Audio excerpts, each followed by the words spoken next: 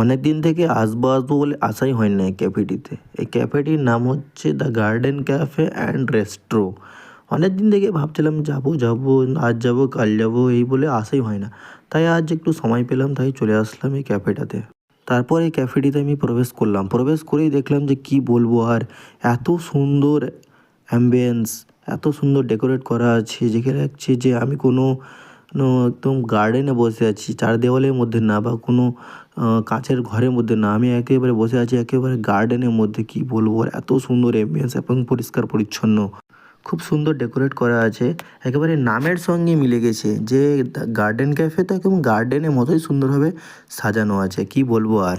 এবার আসা যাক মেনুতে। মেনুটা হচ্ছে বিশাল বড় সাইজের মেনু, মানে প্রত্যেকটা খাবারই এখানে পাওয়া যাবে। আপনি যা বাইরে পাবেন বা অন্য কোনো জায়গায় পাবেন, সব খাবারই এখানে পেয়ে যাবেন। কি বলবো, বিশাল বড় সাইজের মেনু, একেবারে বিশাল। কফি, টি, চিকেনেরই একেবারে 10-15টা আছে, একেবারে আইটেম আছে। চায়েরই আছে 4-5টা আইটেম।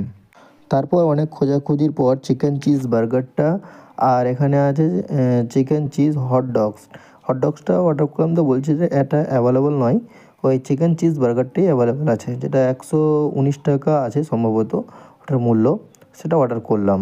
তারপর কিছুক্ষণ ওয়েট করার পর আমাদের চলে আসলো চিকেন চিজ বার্গার, তার সঙ্গে মেয়োনিজ এবং সস আর কিছু চিপস।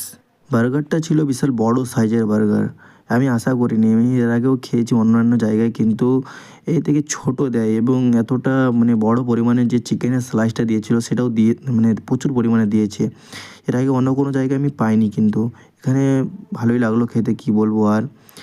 একেবারে চিকেনটা দেখেন, এখানে কিছু চিপসও দিয়েছে, চিপসগুলো খুব ভালো কোয়ালিটির আছে, খেতে খুব সুন্দর এবং টেস্টি লাগলো।